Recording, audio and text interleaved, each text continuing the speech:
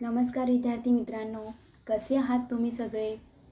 आज आपण इयत्ता तिसरीचा मराठी विषयाचा अभ्यास करणार आहोत. मुलांनो, तुम्हाला या चित्रामध्ये कोणती व्यक्ती दिसत आहे बरं? बरोबर, या व्यक्तीला कोण ओळखत नसेल बरं?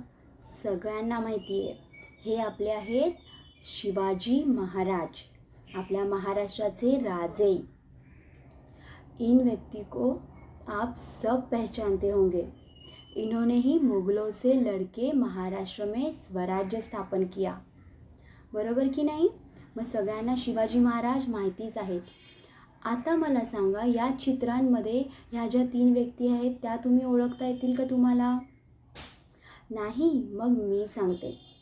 हे जे पहिल्या व्यक्ती आहेत ते आहेत बाळ गंगाधर टिळक. नंतर आहे डॉक्टर बाबासाहेब आंबेडकर. आणि ही जी तीसरी व्यक्ति है ती ज्योतिबा फुले. ये तीनों व्यक्ति ने हमारे देश में स्वतंत्रता मिलने के लिए बहुत बड़ा कार्य किया है. आपल्याला सगळ्यांनाच माहिती आहे की या तिन्ही व्यक्ती आहेत, त्यांच्याचबरोबर अशा अनेक व्यक्तींनी आपल्या भारत देशाला स्वतंत्र मिळवून दिलं आणि आपला भारत देश स्वतंत्र झाला. मग आता हे जे सगळे थोर पुरुष आहेत, या थोर पुरुषांचाच आपण आज पाठ म्हणजे धडा बघणार आहोत. ये सब हमारे महान जो पुरुष है, उन्होंने भारत के लिए, महाराष्ट्र के लिए बहुत बड़ा कार्य किया है, उनका ही आज हम लोग पाठ देखने वाले हैं. आता बघा, आपल्या पाठाचं नाव आहे थोर पुरुष. या थोर पुरुष या पाठामध्ये आपण अनेक महान पुरुषांचा अभ्यास करणार आहोत.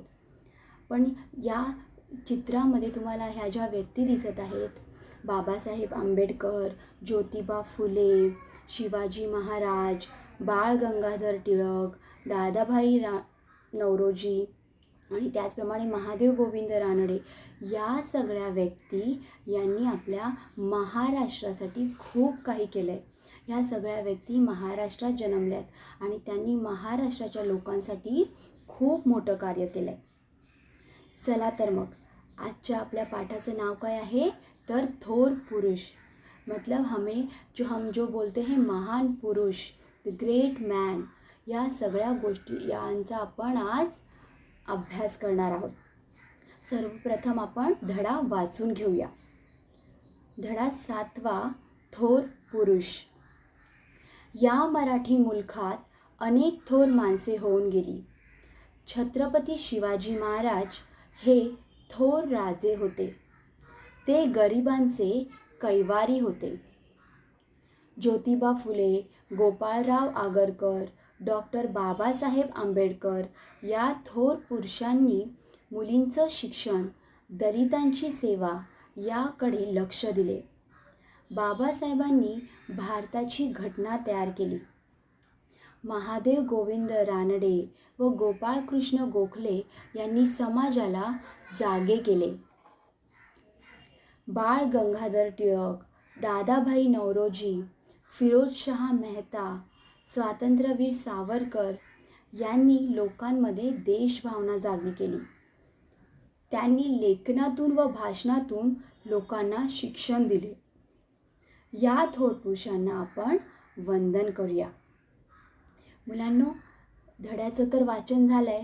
आता आपण वळूया या थोर पुरुष या पाठामध्ये काय म्हटलं आहे ते. या मराठी मुलखात अनेक थोर माणसे होऊन गेली. छत्रपती शिवाजी महाराज हे थोर राजे होते आणि ते गरिबांचे कैवारी होते. बघा मुलांनो, या मराठी मुलखात, मराठी मुलूक म्हणजे कोणता? तर आपला हा महाराष्ट्र, ज्यात आपण राहतो आहोत. आणि मी मगाशी सुद्धा तुम्हाला जी वेगवेगळे व्यक्तींची चित्र दाखवली, ती सुद्धा या आपल्या महाराष्ट्रातल्याच थोर पुरुषांची चित्र आहेत. मग हे जे आपलं मराठी मुलूक आहे, त्यात अनेक थोर माणसे होऊन गेली. मतलब हमारे महाराष्ट्र में बहुत बड़े जो ये सब लोग हैं वो होके गए हैं और उनमें से छत्रपती शिवाजी महाराज ये बहुत बड़े राजे थे. म्हणजे बघा, आपले जे छत्रपती शिवाजी महाराज आहेत त्यांना सगळेजण ओळखतात. त्यांनी महाराष्ट्रासाठी स्वराज्य निर्माण करण्यासाठी खूप मोठं कार्य केलं.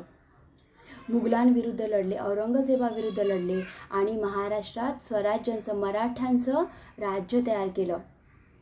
त्यामुळे या सगळ्या शिवाजी महाराजांना तर सगळेच ओळखतात. आणि म्हणून हा जो थोर पुरुष हा जो पाठ आहे त्यात सर्वप्रथम आपण शिवाजी महाराजांची ओळख करून घेतली की हे थोर राजे होते, त्यांनी खूप मोठं कार्य केलं आणि ते गरिबांचे कैवारी होते. गरिबांचे कैवारी म्हणजे त्यांना गरिबांबद्दल खूप प्रेम होतं. गरीब लोकांसाठी ते नेहमी काळजी करायचे, त्यांच्यासाठी नेहमी अन्नधान्य सगळ्या सेवा ते पुरवायचे. गरीबांचे कैवारी मतलब गरीबों के वो वाली थे, उन गरीबों को वो बहुत अपने लगते थे. आणि म्हणजेच ते गरिबांसाठी प्रत्येक गोष्ट करायचे आणि म्हणून ते एखादे राजे नाहीत तर अगदी आपल्यातला एक माणूस आहे असे या सगळ्या महाराष्ट्रातल्या जनतेला वाटायचं. मुलांनो, मला वाटतं तुम्हाला हे कळलंच असेल की शिवाजी महाराज हे खूप अगदी शूर आणि प्रेमळ राजे होते आणि म्हणूनच गरिबांनासुद्धा गरीबों को भी वो बहुत अपने लगते थे, बहुत प्यारे लगते थे और इसलिए वो बहुत महान राजे थे. ज्योतिबा फुले, गोपाळराव आगरकर, डॉक्टर बाबासाहेब आंबेडकर या थोर पुरुषांनी मुलींचं शिक्षण आणि दलितांची सेवा याकडे लक्ष दिलं. बघा मुलांनो, मी म्हणून तुम्हाला वेगवेगळी व्यक्तींची ही चित्र सगळ्यात आधी का दाखवली, कारण की आपल्या या पाठात या सगळ्या व्यक्तींचा उल्लेख आहे आणि ते तुम्हाला जरी याआधी बघितले नसतील तरी ह्या चित्रांद्वारे तुम्ही ते पाहिल्यामुळे तुम्हाला ते थोडेसे तरी तुमच्या जवळचे वाटतील. मग आता हे ज्योतिबा फुले, गोपाळराव आगरकर आणि डॉक्टर बाबासाहेब आंबेडकर या सगळ्या थोर पुरुषांनी त्यांनी काय केलं तर मुलींचं शिक्षण मतलब लड़कियों के लिए शिक्षा और दलितों के लिए सेवा या दोन गोष्टी त्यांनी यांच्याकडे लक्ष दिलं. म्हणजे मुलींचं शिक्षण बघा, आता आपण ज्या सगळ्या मुली शाळेमध्ये शिक्षण घेत आहोत, ज्या उच्च पदावर मुली काम करतायत त्या कोणामुळे तर या सगळ्या लोकांमुळे.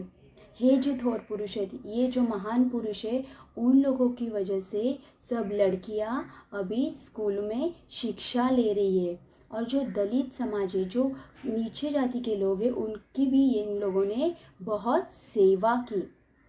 म्हणजे बघा, आता दलितांना म्हणजे कमी जातीच्या खालच्या जातीच्या लोकांना खूप खालचा दर्जा दिला जातो.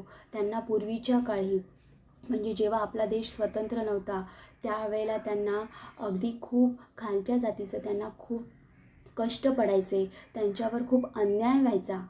पण हे सगळे जे थोर पुरुष आहेत, महान पुरुष आहेत, यांनी काय केलं तर मुलींचे शिक्षण, ज्योतिबा फुले यांनी तर पहिली मुलींची शाळा ही ज्योतिबा फुले यांनी चालू केली आणि त्यांची पत्नी सावित्रीबाई फुले यासुद्धा अगदी लोकांचा तिरस्कार सहन करूनसुद्धा मुलींना या शाळेत शिकवायला जात असत. आणि त्याचप्रमाणे गोपाळराव आगरकर, डॉक्टर बाबासाहेब आंबेडकर यांनीसुद्धा हे दलितांची सेवा म्हणजे जे खालच्या जातीचे लोक आहेत, ज्यांना हे जे उच्च जातीचे लोक खूप कमीपणा द्यायचे, त्यांना खाण्यापिण्याकडे त्यांच्या लक्ष द्यायचे नाहीत, त्यांना छूत और अछूत ह्या सगळ्या ज्या गोष्टी असायच्या या सगळ्या गोष्टी ह्या दलितांच्या वरून व्हायच्या. त्यामुळे या दलितांकडे त्यांनी जास्त लक्ष दिलं की ते सुद्धा आपल्यातला एक भाग आहेत, ते सुद्धा सर्वसामान्यांप्रमाणे माणूस आहेत. त्यामुळे जे उच्च जातीच्या लोकांना सगळ्या सोयी पुरवल्या जातात त्या दलितांनासुद्धा म्हणजे नीचे जाती वाले लोगों को भी सेवाएं ये मिलनी चाहिए. या सगळ्या गोष्टींकडे या थोर पुरुषांनी लक्ष दिलं. बाबासाहेबांनी भारताची घटना तयार केली. बाबासाहेब म्हणजेच कोण? आत्ताच आपण पाहिलं डॉक्टर बाबासाहेब आंबेडकर, यांना तर तुम्ही सगळेच ओळखता. यांनी बघा भारताची घटना तयार केली. ही खूप मोठी गोष्ट आहे. म्हणजे एका मराठी माणसाने भारताची घटना तयार केली आहे. त्यात सगळे हे जे लॉ वगैरे आहेत, कायदे आहेत ते आपल्या घटनेत आहेत. त्यानुसार आपल्या भारताची म्हणजे घटनेमध्ये जे काही कायदे केलेत त्यानुसार आपला भारतचा कार्यक्रम चालतो. म्हणजे बाबासाहेबांनी बघा, डॉक्टर बाबासाहेब आंबेडकर हे सुद्धा एक दलित म्हणजे खालच्या जातीचे पुरुष होते, पण त्यांनीसुद्धा एवढी खूप जास्त शिक्षण घेऊन त्यांना ते आजूबाजूच्या आपल्या आसपासच्या परिसरामध्ये जे दलितांसाठी जे काही अन्याय होत होता तो त्यांना बघवला नाही आणि म्हणून त्यांनी दलितांसाठी खूप मोठं कार्य केलं. त्याचप्रमाणे भारताची घटनासुद्धा तयार केली. डॉक्टर बाबा साहेब आंबेडकर इन्होंने भारत की घटना तैयार की. फिर महादेव गोविंद रानडे व गोपाळ कृष्ण गोखले यांनी समाजाला जागे केले. म्हणजे काय केलं? जागे केले म्हणजे ते झोपले होते का? तर नाही, शब्दशः तसा अर्थ नाही. तर महादेव गोविंद रानडे आणि गोपाळ कृष्ण गोखले यांनी समाजाला जागं केलं. म्हणजे समाज ज्या चुकीच्या गोष्टींचा पगडा त्यांच्या डोळ्यावर होता, अंधश्रद्धा, मतलब जो कुछ गलत चीज़ें समाज के आँखों के ऊपर थी, पट्टी बांधी हुई थी, उन लोगों को, समाज को इन दोनों ने पूरी तरह से, मतलब जो गलत चीज़ें हैं वो उन्होंने गलत और सही में वो सब दिखाई. म्हणजेच त्यांनी लोकांना चुकीच्या गोष्टी कोणत्या आहेत, वाईट गोष्टी कोणत्या आहेत, त्यापासून कसं दूर राहायला पाहिजे, या सगळ्या गोष्टी त्यांनी लोकांना दाखवल्या. म्हणजे समाजाला जागं केलं. ज्या अंधश्रद्धा होत्या, वाईट गोष्टी होत्या, सतीप्रथा, मतलब अगर किसी का पति का देहांत हुआ तो वो उसकी पत्नी उसी चिता में जल के मर जाती थी. मतलब ये सब जो अंधश्रद्धा थी उन सबको इन्होंने बंद करवा दिया. म्हणून सांगितलं की यांनी समाजाला जागं केलं. ज्या चुकीच्या गोष्टी आहेत त्याच्यापेक्षा आपल्या भारत देशाला स्वातंत्र्य कसं मिळवता येईल या सगळ्या गोष्टींकडे त्यांनी लक्ष द्यायला सांगितलं. आणि एक प्रकारे लोकांना शिक्षण देऊन, म्हणजे त्यांच्या भाषणातून, या सगळ्या गोष्टीतून समाजाला जागं केलं. आणि नीट सगळ्या जो कमी जातीचा समाज आहे किंवा ज्या स्त्रिया आहेत, मुली आहेत, त्यांच्याकडे बघण्याचा त्यांनी दृष्टिकोन बदलायला लावला. आता बाळ गंगाधर टिळक, दादाभाई नौरोजी, फिरोजशाह मेहता, स्वातंत्र्यवीर सावरकर यांनी लोकांमध्ये देशभावना जागी केली. बघा मुलांनो, आपल्या महाराष्ट्रात थोर पुरुषांची काही कमी नाही आहे. एवढे थोर पुरुष आपल्या महाराष्ट्रात होऊन गेलेत. इतने सारे महान पुरुष हमारे महाराष्ट्र में होके गए हैं. इसमें बाल गंगाधर तिलक, दादाभाई नौरोजी, फिरोजशाह मेहता, स्वातंत्र्यवीर सावरकर यांनी लोकांमध्ये देशभावना जागी केली. मतलब ये जो थोर पुरुष है, महान पुरुष है, बाल गंगाधर तिलक, दादाभाई नौरोजी, इन लोगों ने लोगों में क्या किया, तो देश भावना, देश के प्रति अच्छी भावना पैदा की. उसके वजह से लोगों में भी देश को स्वतंत्रता मिलनी चाहिए ये जुनून आया. बघा ह्या सगळे जे थोर पुरुष आहेत त्यांनी फक्त स्वतःच ते लढले नाहीत, तर पूर्ण सगळ्या लोकांना, समाजांना एकत्रित करण्याचं काम, उनको इकट्ठा करने का काम इन लोगों ने किया. त्यांनी लोकांमध्ये देशभावना जागी केली. म्हणजेच त्यांनी कशी देशभावना जागी केली, तर त्यांच्या लेखनातून, भाषणातून त्यांनी लोकांना शिक्षण दिलं. म्हणजे बघा, त्यांचं जे लेखन होतं, म्हणजे लेखन ते कशा प्रकारे करायचे, पेपरमध्ये जी वृत्तपत्र यायची त्याच्यामध्ये ते लेखन करायचे, लेख लिहायचे. त्याच्यातून मग हे जी सगळा समाज होता ते पेपर, वृत्तपत्र वाचायची आणि त्याच्यातून त्यांनी लोकांना देशाबद्दल प्रेम, आपुलकी अशा भावना जास्तीत जास्त जागृत केल्या. आणि इंग्रजांविरुद्ध लढायचं त्यांनी या सगळ्या लेखनातूनच लोकांच्या मनात जागृती निर्माण केली. त्याचप्रमाणे भाषणातून या विविध हे जे थोर पुरुष आहेत, फिरोजशाह मेहता, स्वातंत्र्यवीर सावरकर, दादाभाई नौरोजी, या सगळ्या लोकांनी भाषणातून आणि लेखनातून लोकांना शिक्षण दिलं. म्हणजे वो जो लिखान काम करते थे, वो जो भाषण करते थे, उनमें से लोगों को उन्होंने शिक्षा दी कि हमें कैसे देश के लिए, स्वतंत्रता मिलने के लिए लड़ना चाहिए और सब समाज पूरा कैसे इकट्ठा होना चाहिए. ये सब चीज़ें उन्होंने अपने लेखन से और भाषण से लोगों को समझाई. आणि म्हणूनच या थोर पुरुषांना आपण वंदन करूया. बघा, हे जे थोर पुरुष आहेत, ये जो महान लोग हैं, इनको हम लोग हमें वंदन करना चाहिए. का वंदन करायचं आहे आपल्याला? कारण की ह्या सगळ्या लोकांनी आपल्या भारतासाठी, महाराष्ट्रासाठी खूप मोठं कार्य केलेलं आहे. आणि त्यांनी फक्त महाराष्ट्रालाच नाही पुढे नेलं, तर आपल्या भारत देशामध्ये सुद्धा जे काही इंग्रज लोक होते त्यांच्याविरुद्ध लढून आपल्या भारत देशाला स्वातंत्र्य मिळवण्यासाठी मदत केली.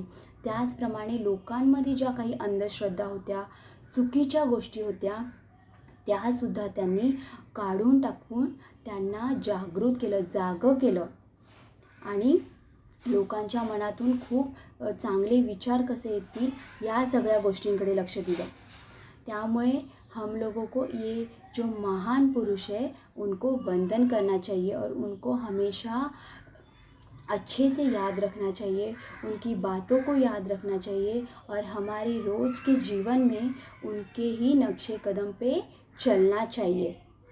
मुलांनो, मला वाटतं हा पाठ तुम्हाला नक्कीच आवडला असेल, कारण की ह्या ज्या सगळ्या व्यक्ती होत्या, हे जे सगळे थोर पुरुष होते, ते तुम्हाला कदाचित सगळ्याच थोर पुरुषांना तुम्ही ओळखत नसाल, पण आता या पाठातून तुम्हाला हे जे सगळे वेगवेगळे थोर पुरुष आहेत यांची माहिती कळली असेल, त्यांनी देशासाठी काय काय कार्य केलं असेल ते कळलं असेल. इन सभी लोगों ने हमारे देश के लिए जो जो कार्य किया और उनकी वजह से ही हमारा देश इतनी ऊंचाई पे पहुंचा है, ये सब हमने इस पाठ में अभी सीखा और इसके आगे भी आप लोग इन सभी महान पुरुषों को याद रखेंगे और उनके कार्य को भी याद रखेंगे. मुलांनो, मला वाटतं तुम्हाला हा पाठ नक्कीच खूप छान प्रकारे कळला असेल. आता आपण ह्या पाठाचे शब्दार्थ पाहूया. पहिलं, मराठी मुलूक म्हणजे महाराष्ट्र. बघा मुलांनो, मी पाठाची सुरुवात करतानाच आणि शिकवतानाच मी म्हटलं होतं की मराठी मुलूक म्हणजे इथे या पाठामध्ये आपल्याला महाराष्ट्राचा उल्लेख केला आहे.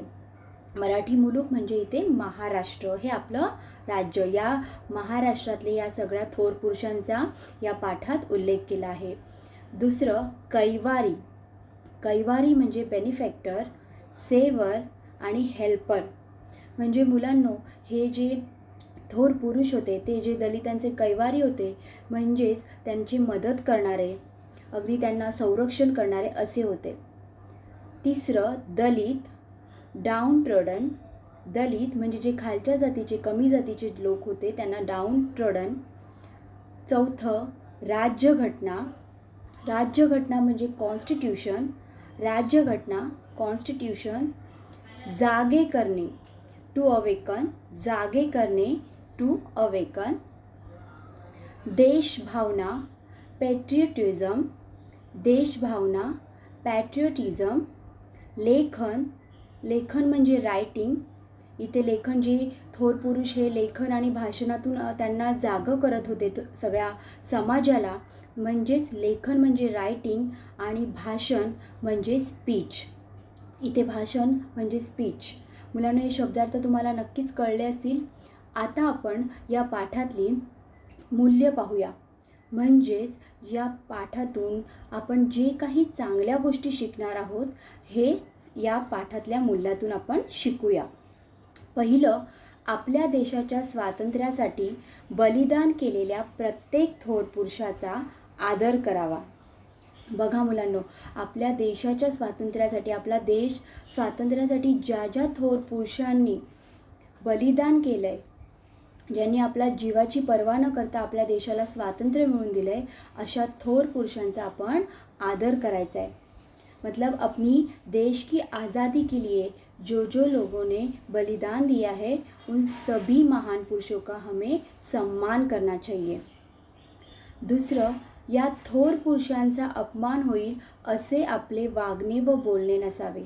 मुलांनो, हे जे सगळे महान पुरुष आपल्या महाराष्ट्रात, आपल्या देशात होऊन गेले, त्या लोकांनी खूप काही आपल्या आयुष्यातले सगळ्या गोष्टी पणाला लावून आपल्या भारत देशाला स्वातंत्र्य मिळवलं आहे. त्यामुळे या लोकांना त्यांच्या बलिदानानंतर त्यांचा सन्मान हा त्यांना मिळालाच पाहिजे, त्यांचा मान त्यांना मिळालाच पाहिजे. त्यामुळे आपल्याकडून त्यांचा काही अपमान होईल असं आपलं वागणं आणि बोलणं नसावं. अपने उन लोगों का अपमान होगा ऐसी चीज़ें हमारे बोलने में कभी नहीं होनी चाहिए. तिसरं, आपल्यामुळे आपल्या देशाची मान उंचावली जाईल असे आपले वागणे असावे. मुलांनो, नेहमी आपण आपल्या आई-वडील आपल्याला संस्कार देतात, आपल्या घरातली थोर मोठी माणसं आपल्यावर संस्कार करतात. त्यामुळे आपण आपल्या वागण्यात नेहमी चांगलेपणा, एकमेकांना मदत करणे या सगळ्या गोष्टी ठेवाव्यात आणि आपल्या देशाची मान उंचावली जाईल, आपल्यामुळे आपल्या देशाची मान खाली जाईल असं आपलं वागणं नसावं. आपली प्रत्येक गोष्ट म्हणजे आपण एखादं अभिमानास्पद गोष्ट नक्कीच करावी की ज्यामुळे आपल्या घरच्यांचा, आपल्या महाराष्ट्राचा, आपल्या देशाचं नाव उंचावलं जाईल. आणि मुलांनो, यावर तुम्ही नक्की विचार करा. तुमचं आता हे वय आहे, तुम्ही जसे जसे मोठे व्हाल तसे तसे आपल्या देशाबद्दल प्रत्येक गोष्टी तुम्हाला कळत जातील. ज्या लोकांनी आपल्या देशासाठी, स्वातंत्र्यासाठी बलिदान केलं त्या लोकांची तुम्हाला अजून अधिकाधिक माहिती मिळत जाईल. ती नक्की तुम्ही वाचा आणि आपला देशाची मान उंचावली जाईल असं वागा. चौथं, या थोर पुरुषांच्या विचारसरणीनुसार आपले आचरण असावे. या थोर पुरुषांच्या विचारसरणीनुसार आपले आचरण असावे. म्हणजेच ये जो महान पुरुष हो गए, उनके जो विचार थे, उनकी जो बोली थी, वैसे ही हम लोग भी अपने रोज के जीवन में अपना जीवन व्यतीत करें. बघा मुलांनो, ह्या थोर पुरुषांची तर विचारसरणी खूप चांगलीच होती. त्यामुळेच त्यांनी समाजाला बदललं आणि आपल्या देशाला स्वातंत्र्य मिळवून दिलं. म्हणूनच त्यांच्या या विचारसरणीनुसार तुम्ही सुद्धा तुमचं आचरण ठेवा. मुलांनो, ह्यापुढे सुद्धा तुम्ही फक्त जे तुमचे अभ्यासक्रमातले धडे आहेत तेवढंच वाचन न करता ह्या सगळ्या थोर पुरुषांची पुस्तकं वाचा. आपल्या देशासाठी ज्यांनी ज्यांनी बलिदान केलं आहे, ज्यांनी ज्यांनी चांगली कामं केली आहेत त्यांचे लेख वाचा. पुस्तकातून तुम्हाला अजून अधिक माहिती मिळत जाईल. म्हणजे तुमचं वाचनसुद्धा सुधारेल. त्यामुळे नेहमी हे पुस्तकं वाचून तुम्हाला या थोर पुरुषांबद्दल अधिक माहिती मिळेल आणि तुमचा अभिमान अजून वाढेल आणि तुमच्या वागण्यातसुद्धा चांगले बदल होतील. त्यामुळे नक्कीच तुम्ही हा बदल करा आणि या थोर पुरुषांचा हा पाठ तुम्हाला नक्कीच कळला असेल अशी मी आशा करते. आणि या थोर पुरुषांच्या विचारसरणीनुसारच म्हणजे त्यांच्या या चांगल्या वागण्यानुसार, मदत करण्याच्या धोरणानुसारच तुम्ही तुमचं जीवनसुद्धा आचरण कराल अशी मी अपेक्षा करते. धन्यवाद.